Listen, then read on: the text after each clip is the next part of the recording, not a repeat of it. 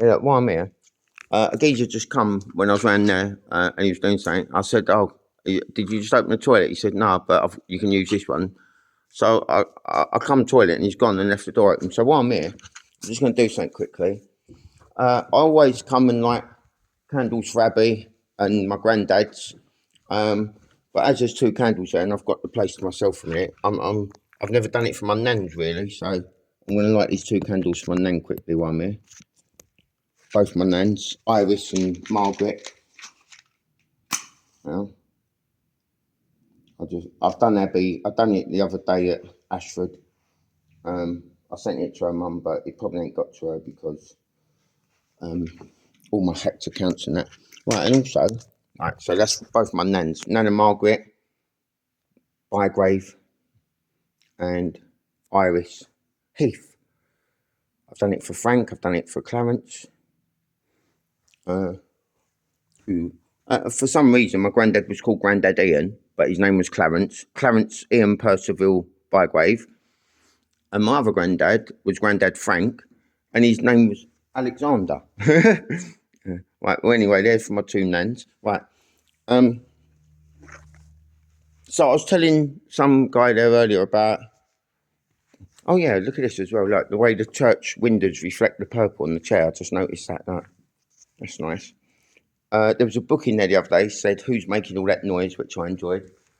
But while I'm here quickly, I was just sitting out in the shade trying to, because I was telling a few people earlier about how I use the Bible and all that, and I was trying to remember some quotes that have helped me in the past, so I'm just going to go through a few. Right, so obviously Psalms 141.6.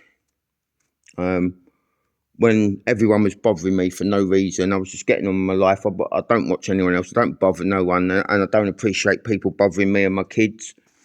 I've told people the effects of stalking and being watched by your neighbours has on people, where I used examples of all three of my children. Ruby seeing her eyes in the curtain and couldn't sleep.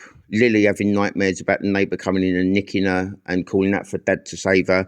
And Eve coming back from the neighbours saying, "Dad, I don't like it." I said, "What?" And she pointed up at the next door's camera. So there's three genuine victim impact statements. So if my kids could feel that, how do you think it was for me? Right? So when you get pricks like doctors who are also looking at these cameras that are watching you, watching a man in his own house, knowing that he's being watched, right? Anyone with a bit of common sense would go, well, he's acting that way because he knows he's being monitored in his own house and it's wrong. So he's acting in the way of a man, and any normal man who's got three young girls would act knowing that something's going on in his house, when crack pipes are turning up in his daughter's toys. There's technology monitoring systems being installed by police next to his PlayStation that Sarah said was a panic button. This was installed while I was unlawfully arrested at my home, where PC Hayes come round and said, "Open the door." I said, "Why?" He said, "I'm here to arrest you." I said, "Fuck off." I said, "You got a warrant?" He goes, "No, but if you don't, I'll kick your door in." So I said, "All right." So Kat, the neighbour, the Bulgarian, she was there. I called her out. I said, "Take the key because I don't want my kid's door damaged." So I gave her the key. I went down to the police station. They didn't tell me why I was there again. They just released me again. No legal aid, no nothing. Didn't tell me why I was there. It was the day that black bloke got stabbed on the cycle path at Durand's that there's nothing on the internet about, where there was 100,000 police cars all contaminating the scene. Which I found a pair of trainers in the bush. So I sent a picture of it to Louise Metcalf. I said, "Yeah, look, all your 100 police couldn't find a pair of trainers that were on that field where this black man got stabbed. So I'm just helping." So anyway, I got home and there was a technology monitoring system in my house next to the PlayStation, my PlayStation. I said to her, "What's that?" She goes, "It's a panic button." I said, "For what?" She goes, "The domestic abuse." I said, "What? The non-existent domestic abuse?" "All right then, I'm going fishing." I went fishing, I come home and it had gone. So if it was a panic button, it would have acted as a deterrent for all the abuse and beatings I gave her, wouldn't it? It would have made me stop doing it, but they thought they would take it out. So anyway, when the next door neighbour takes his fence panel out for no reason, to watch my kids on the trampoline, reports my daughter to police saying she's swearing in the street, which made her cry, which I said I'll avenge her, and I did.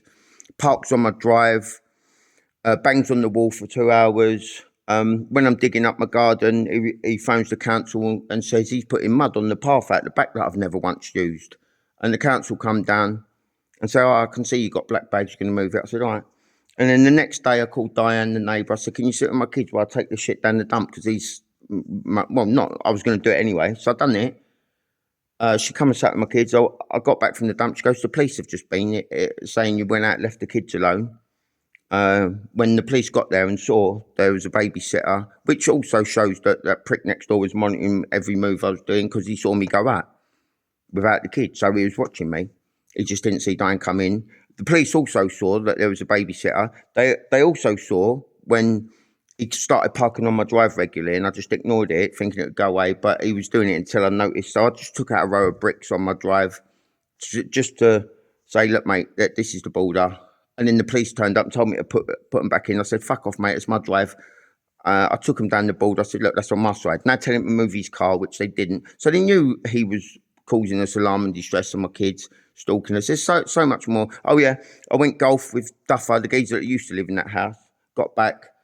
We went for a fag in the garden, and within 2 minutes, the police turned up and said, your neighbour said you're smoking weed. I said, fuck off, mate. I said, actually, come in. The fag's still alight. So I took him in the garden. I said, look, they're fags. So they all knew he was, right, so my kids knew as well. There's more stuff I could tell you. Oh, yeah, that's it. If you go and look on YouTube, there's a video saying my daughter going raving mad to a rave tune in the car. I put it on my YouTube, which is Djclubuk 1975. It's got no link to my name, Wayne Heath, but social services phoned and said there's been a complaint about this video.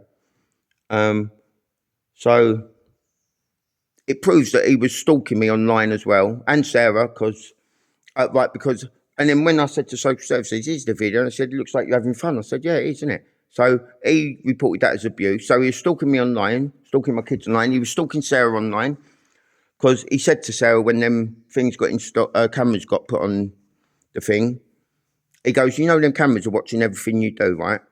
And then he said, and then we was having a row with him one day, and the witch said, oh, yeah, we know all about you, Sarah Medlock from Marylebone Station. I thought, what do you mean Marylebone Station? So I typed it in on Google later, and it said Sarah Medlock, PC, at Marylebone Station. And she wasn't. She was at Barking, Dagenham, right? So it proves they were stalking her as well. Right, so anyway, so that's... when the judges were overthrown. So this is how I found the presents, yeah? When all this shit was going on and Louise Metcalf turned up and said, that's not stalking. And then the very next morning, his camera was fixed on my back gate. So I sent her a picture of it. Said, yeah, you said that weren't stalking. What's this? And then she sent a cop around to tell him to move it. So they knew damn well it was wrong and that he was stalking us. But nothing happened. Then they said I was stalking the police. Right, anyway, so that's the effect it has on children. So I knew as well, and so do my kids. So that, yeah, when all this shit was going on, councils were sending me noise abundant notices. I said, fuck off, mate. I'll make whatever noise I want between 8 and 10, you prick. Who else was it? Social services telling me to go and get a mental health assessment. I said, why? So I did. I had a meeting with Maxine Burt, the fat controller from social services one day when I was living homeless over Harlow Common with my tent. So I had a ladybird pillar in there, Lily's, and I zipped the tent up with it in. I come back and the tent was still zipped up and the pillar was gone. So they're just letting me know they'd been there. Right, so anyway, so when all this shit was going on, there was a Bible in my house, and I just said, why is everyone bothering me? Like, I ain't done nothing wrong, and they're going on like I'm Hitler. So I would flick the Bible to a random page, and that was it. Psalms 141. And my next door neighbour was number 141. Right? And it says, when the judges are overthrown in stony places, they will hear my words, for they are kind. Right? So that's how I felt God's presence. Right? So anyway, is more that have helped me, yeah? When I was in prison recently, where I wanted to rest from all these pricks, there was a geezer called Piers, tattoos on his face. Anyone judgmental would say, oh, don't go near him. So he was the first one I went to. He cut my hair. He was a nice guy. He was into God. So I said, give me a verse from the Bible. And he told me a Psalms thing. So I read through it. And this was the one that jumped out. He strengthens the bars on my gate. Right, so that was a good one. Matthew 20:21. Jesus told the villagers, "Go tell those people to take that rope off that donkey's neck and bring it to me, and I'll forgive them immediately." That's when I went in Ashford Church recently and flicked it to a random page. So it feels like I'm a donkey whose spirit you've tried to break. And as the advert says, the worst thing you can do to a donkey is break its spirit. You never break my spirit, mate. I've got it on vinyl called My Spirit by the same person who done My Soul, which is the theme, which is the song I dedicated to my kids on YouTube, Family and Life, Djclubuk 1975. So he also done My Spirit, he done Butterfly, he done Angel, and he's cost me a few quid. So anyway, that was that one. Right, so that was that one. What other ones have I got? This was the one where I went into Ashford service the other day, the church, and this was there.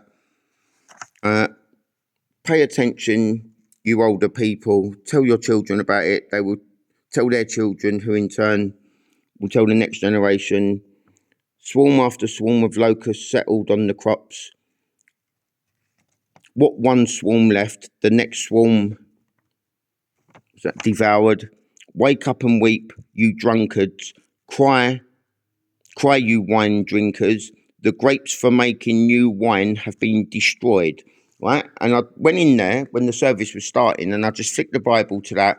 And then there was a bloke who's linked to that church. He gave a speech about people defacing the earth. Right? So he echoed what that says.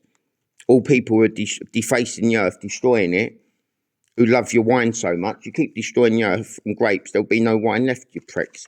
So that, I told him about that, so that hit home.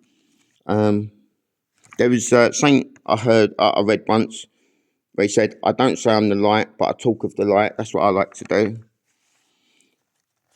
This was one I read years ago, that he who digs a hole, then removes the dirt with his hands, will then fall into that hole. Psalms, this was one I read at Linnet Close. Like grass, they will soon wither, and like plants, they will soon fade away and die. That's all the goons and my persecutors or the judges who need overthrowing or whatever. And continued was in here the other week when I continued from 1416. I read on, and it said about save me from the snares they have laid before me. I've read that before. But also there was two words I said. I was talking to Abby's mum about the evildoers. I said that these people that let us down and persecute us and ignore our needs, they're called evildoers, is what the Bible says. And I read on it said something about sovereign as well. And them two words come up in the same day I read. I'd mentioned evildoers and sovereign in the same day. And then I come here and it was in the next bit from 141. It had the word sovereign and evildoers, and there's a tile outside there that was turned upside down, and it said sovereign on it. So I'm just warning all you people who ignore who the real judge is, which is not Judge Williams or Judge Judy, right? You'll all get your day of reckoning, and it'll be too late to ask for forgiveness, right? Police, high courts, people who invade other people's lands. You need to be mindful of what you do. Because all this, who's making all that noise that was in this kid's book the other day, they're the people like the ones who say Putin this, Putin that, Hitler that, or whatever. Yeah, the ones making all the noise is the BBC, ITV, the newspapers, the weather forecast. You just noisy bastards, mate. There's the only war going on I see is here in the UK. It's being done by UK officials on UK people. I don't care about Ukraine, Israel, and all that shit, or what's the Far East. Right? If people need to come here for sanctuary, let them, because it's not nice living in a war zone. So stop. Small boats don't bother me. In fact, all the people around here are all Turkish. They're all foreign, and they help me. It's the English who ain't helping me. The English, some English do. It's the authorities, the people who are there. So they let people come in on boats illegally, whether they're criminals or fleeing war zones. They give them hotels, right? But me, I flee from Essex to Kent, saying, "Can you help me? I'm being persecuted." So it's like living in a war zone. They said no. And then I go back there. I say, can you help me again? They go, no, we'll give you sleeping bags. We'll send down mental health school kids to try and analyse, an expert in mental health. I'll go into the council office and say, look, they burnt my tent down in the forest down there the other day. I went down Tenterton Park, you didn't come. So I've come to you saying, can you help me? Because I was going to get a train back to Harlow to see my kids. And they said, you can't use cash, there's a delay in Roxburgh, all that shit. So I went, I'll just stay here. And the council office was there. So I went in, I spoke to a woman called Louise, funny enough, another Louise. I gave her the whole story about, look, I'm trying to get help with housing now. I weren't bothering you, but they burnt my tent down. Can you help? And she went upstairs, come down, goes, I've called you an ambulance. Yeah. See, lessons are just not being learned. After I just told her the NHS are the problem. They put me in a mental health institute illegally. I never had no assessment. I was put in prison illegally. So another tyrant could come and put me in a mental health place illegally, where I was abused, left to rot for 5 years, affecting my mental well-being, because it says boredom's the worst thing for mental health. And she called an ambulance. So I went outside and I phoned the ambulance. I said, sorry to bother you, mate, they're just wasting your time. But if you still want to send it, maybe you should send it to this Louise and test her mental health. Because I've just told her I'm homeless and why I'm homeless. And there's proof on YouTube under Lily the Pink, showing that the NHS are the very people who's made me homeless, along with my coercive, controlling family, doctors, police. So I just need a bit of help, but they won't do it. And so if you want to carry on this ambulance, go and test her mental health. Because like when I told people years ago I'm being monitored and they said, oh, you're mad. The next morning, I went and slept in the Memorial Gardens and the council walk in at 7 a.m. Go, all right, Wayne, it's the council here. Do you need anything? I said, yeah, a fucking home. And he goes, well, I've got a sleeping bag. So they knew I was there. I had a coat over my head, so that they knew I was there. So I'm not going to go on about being monitored and shit. But yeah, there's some of my lines from the Bible I like. So you lot keep ignoring it at your own peril, because I don't. And like when I told police recently, I ain't got care in the world, mate. God's guiding me, but he's guiding me because he's watching you. So it's you that needs to be mindful. You know, when you're putting all shit on my medical record saying I've got a history of domestic abuse, domestic violence as fact. So I got a solicitor to instruct you to take it off. And you said, we're not taking it off, we'll amend it to accused of. I said, that's not good enough, but it's still there. And then they put on coercive controlling. So I've asked Louise Metcalf, the police, Sarah, let's give me one example of how I'm controlling. And they don't, but there it is on my records. When I went out Christmas Eve to buy my kids presents that I hadn't seen all year, I walked past the police station. I said, is Louise Metcalf there? They said, no. I said, all right. So I went and bought the presents. I come back. I took a picture of the public notice board, which I'm totally allowed to do as a member of the public. And they come out and arrested me for stalking Louise Metcalf, despite 5 minutes telling me earlier that she wasn't there. Telling me that, or tried to say, taking a picture of a member of the public, taking a picture of a public notice board is unlawful. And then when they put me, the CPS, by the way, charged, when we all know that the CPS need a victim statement to go over to decide whether to charge. There wasn't a victim statement. Anyone can check it. There isn't one. So as far as I'm concerned, Louise Metcalf, to me, I've not got a problem with. The person who come to my house, if that was her, then she was doing me a favour by saying, look, I'm going to let you know what's going on in your life and you'll work it out one day, which is the next door neighbour's not stalking you. You're a problem. You're a domestic abuser. What else? Yeah, that's not abuse. It's not stalking.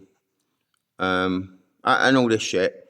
No one's lying to you and all that shit. So she was basically saying, look, everything I'm telling you is what's going to come in the future. Everyone's lying about it. So whatever someone says is the opposite. Yeah, like Mr. Topsy-Turvy, another Mr. Man. So basically, all this stuff that's on my medical records and I've been convicted of is the complete reverse. I'm called I'm a convicted stalker, like the post office people who were forced to plead guilty for lesser charges or whatever. So I'm a convicted stalker.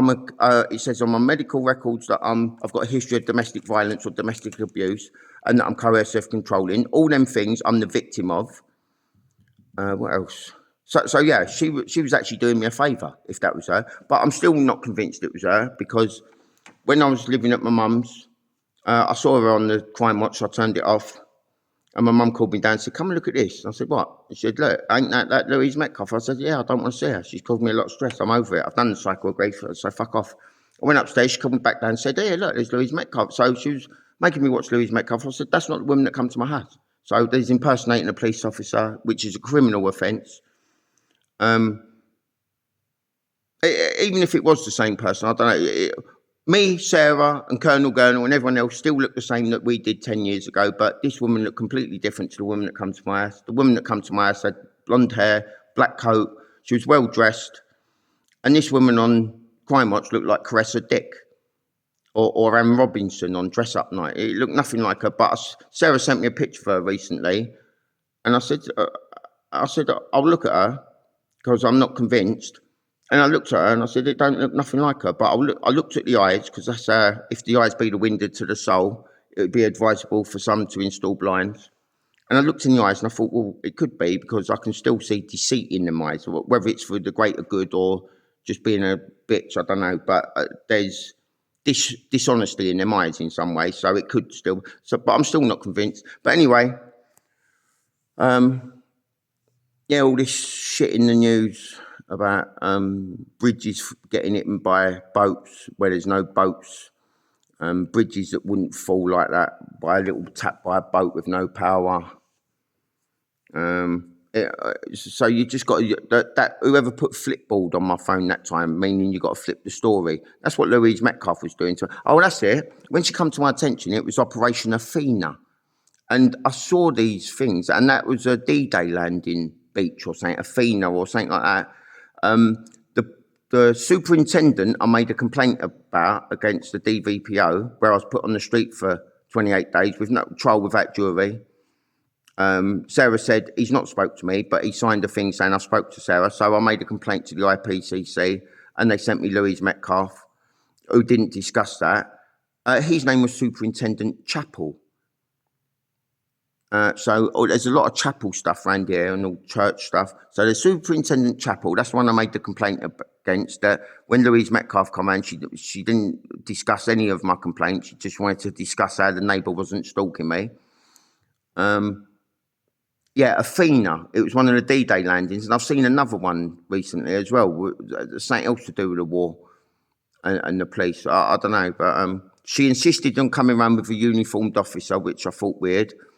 When she contacted me, after I contacted the IPCC, she gave me a mobile number. So I phoned her. I said, when can I come in? She said, I shouldn't have given you that number. I'm at home. I'm not at work. I said, all right, then. I'll contact you at work, because it's only to discuss work. So I never phoned it again, despite having a number. Then they said I was stalking her. I only ever emailed her to discuss policing matters in her place of work capacity, which I'm entitled to do. I mean, when criminal acts are being committed against you and your children, who do you go to if it's not the police or police station? So they're talking shit. The CPS are talking shit. The doctor, there's another one about when I'm saying she warned me what was to come. You got to reverse everything that's said. I went to my GP recently in Harlow saying, I want to see my records, because when I was in Appledore, it said that there's no mention of this schizoaffective I was diagnosed with by that prick. So I want to see it. It says National Service Framework. And they said, you're not allowed to. I said, well, fuck off. They're my records. They're not yours. Give me my fucking records. And they didn't. But they said, we got a letter here from your doctor. So I opened it and it said, you need a smear test on your womb. So I went back the next day. I said, my doctor thinks I'm a woman. Can you throw any light on it? And they said, no. I said, can I see them? They said, no. I said, can I see my records? They said, no. Can I see my children's records? No. So yeah, you got to reverse everything. Flipboard. So, like I say, I've not got any problem with Louise Metcalf. I've never even met Louise Metcalf. And even if that was her, then she was just, she done me a favour, warning me, look, we're the police. Everything we say about you is the opposite. We're stalking you. Oh, yeah, and don't forget the phone that you bought in Bishop Stortford, where you walked there from Harlow in the middle of the night, so no one could see you, and you paid cash for a new phone. And it was hacked, so you took it back in. You said, mate, give me a new phone, that's hacked. He said, it's bad service. So I phoned Ruby in front of him, said, look, service is fine, mate. Give me another phone. So he gave me another phone, brand new in the box. I got on the bus back to Harlow, and it rang. It said, hello, Wayne, it's Harlow Police. I remember the technology monitoring system we put in your house and all the other lies and bullshit we told you. But yeah, remember, if you say we're stalking or manipulating your phone, we'll get you sectioned again. So there's that as well. What else? Oh yeah, that's it. When they made me homeless with all their bullshit, I was fishing over Harlow Common, and they come over and arrested me there for no reason again. They took me to the police station, and I was annoyed. And they called a doctor, not a legal aid. They called a doctor. So the doctor come to my cell. I said, "Are you my legal aid?" He goes, "No, I'm a doctor." I said, "Well, fuck off. I want legal aid." And then they sectioned me. I mean, anyone with common sense would know there's a man there who's been unlawfully arrested time and time again. He's been driven out of his house, and he's a bit annoyed that he's now in a police cell when he was just sitting there fishing, minding his business. So he's wound up. So I'll let him calm down, and then I'll do an assessment. But no, I told him to fuck off, and they thought that was enough to section me. So they sent me to a place in fucking wherever it was, where I met that geezer called Michael Caine, the black geezer, where I was on 24-hour watch. And he come in my room in the middle of the night, snapped my toothbrush and held it up to my throat to say, "Look, this is how good your 24-hour watch is." But we were good mates. He was all right, he was. And then I said to them, "Now I'm being hounded by Essex, so don't send me to Essex." Then the next day they sent me back to Essex, to the Christopher unit, where the doctor, what's his name? I'll think of it in a minute. He said, "Do you want medication?" I went, "Fuck off, mate. I'm going to escape from here and go and do my own medication. Loads of speed, loads of porn.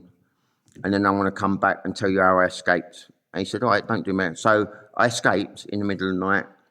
I'll tell you how I escaped. Look, this is they say I lack capacity. Look, see on these door frames, like, there, look, they had flat end screws, right? And see that, I took my belt off earlier, but see on the belt, you got that bit. I used it as a screwdriver. And I undone this, yeah? And then I went and popped the window with it, where when I used to nick cars, you do it there, pop the window and it shatters. And then I pulled out the fucking hole.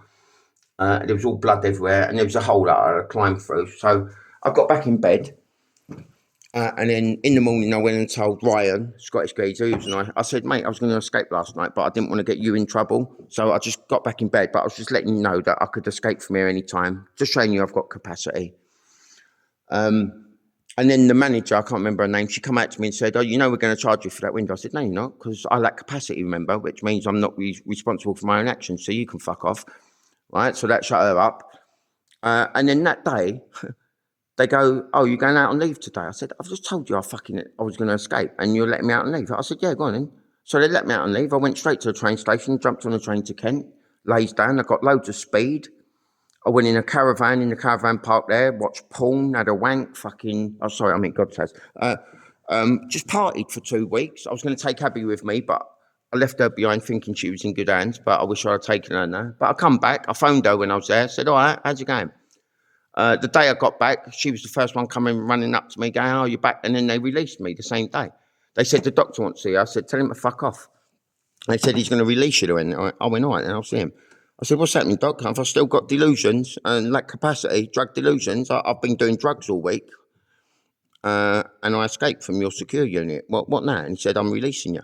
Didn't give me any reason or anything, but it's on my records, delusional disorder still. No assessment again, but it says as fact, delusional disorder, but it doesn't say schizoaffective for the 5 years I was detained, where I also had no assessment.